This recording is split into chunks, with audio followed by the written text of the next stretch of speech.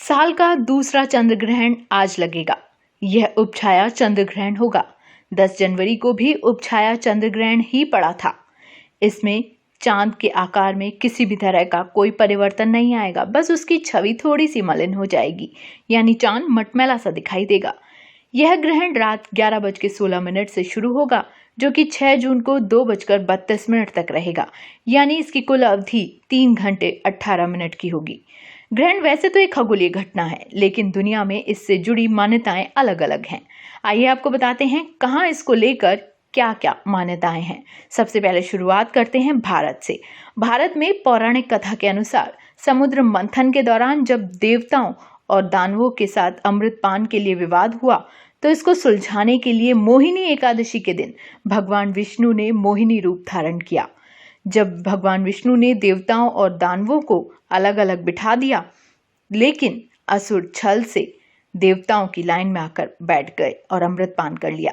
देवों की लाइन में बैठे चंद्रमा और सूर्य ने राहु को ऐसा करते हुए देख लिया। इस बात की जानकारी उन्होंने भगवान विष्णु को दी, जिसके बाद भगवान विष्णु ने अपने सुदर्शन चक्र से राहु का सिर धड़ से अलग कर दिया। लेकिन राहु ने अमृतपान किया हुआ था, जिसके कारण उसकी मृत्यु नहीं हुई और उसके सिर वाला भाग राहु और धड़ वाला भाग केतु के नाम से जाना गया।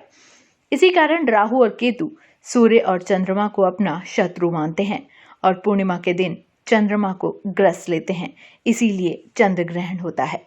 वहीं अमेरिका में माना जाता है कि जब एक विशालकाय भालू सूरज को निगल लेता है तो सूर्य ग्रहण, और जब चंद्रमा को निगल जाता है तो चंद्र ग्रहण पड़ता है।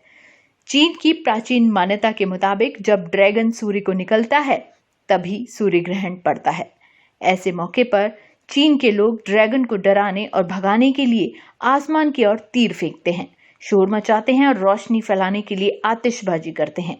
ऐसी परंपरा 19वीं शताब्दी तक जारी रही थी, जिसमें ग्रहण पड़ने पर चीनी सेना ने आसमान में तोप से गोले दागे थे। मैक्सिको में टेवा समुदाय में मान्यता है कि सूरज की नाराजगी की वजह से सूर्य ग्रहण पड़ता है। सूर्य इतना नाराज होता है कि वह आसमान को छोड़कर जाने का फैसला ले लेता है, लेकिन अंत में उसका गुस्सा शांत हो जाता है। ऐसे में ग्रहण पूरा होने पर लोग सूर्य को धन्यवाद देते हैं। वहीं उत्तरी यूरोप के स्कैंडिनेविया इलाके में माना जाता है कि आसमान में 2 भेड़िए हैं, एक सूरज और एक चंद्रमा के पीछे दौड़ता है। भेड़िया सूरज या चांद में से किसी को पकड़ता है, इससे जुड़ा ग्रहण पड़ता है। ग्रीस में सूर्य ग्रहण को ईश्वर का श्राप भी कहा जाता है। मान्यता है कि ग्रहण से पहले देवता एक राजा को सजा देने वाले थे, लेकिन राजा को सजा से बचाने के लिए कैदी या किसान को कुछ समय के लिए राजा बनाया गया था। उसे सजा मिलने के बाद ग्रहण खत्म होता है और वास्तविक राजा वापस गद्दी को संभालता है। वहीं कोरियाई जातक कथाओं में कहा गया है कि इसे राजा का आदेश माना जाता है। मान्यता है कि एक राजा ने कुत्तों को आदेश दिया था कि वे चांद को चुरा लाएं। काफी कोशिशों के बाद वे सफल नहीं हो पाए तो सूर्य का कुछ हिस्सा चुरा लाए। यह घटना सूर्य ग्रहण की वजह बनी थी।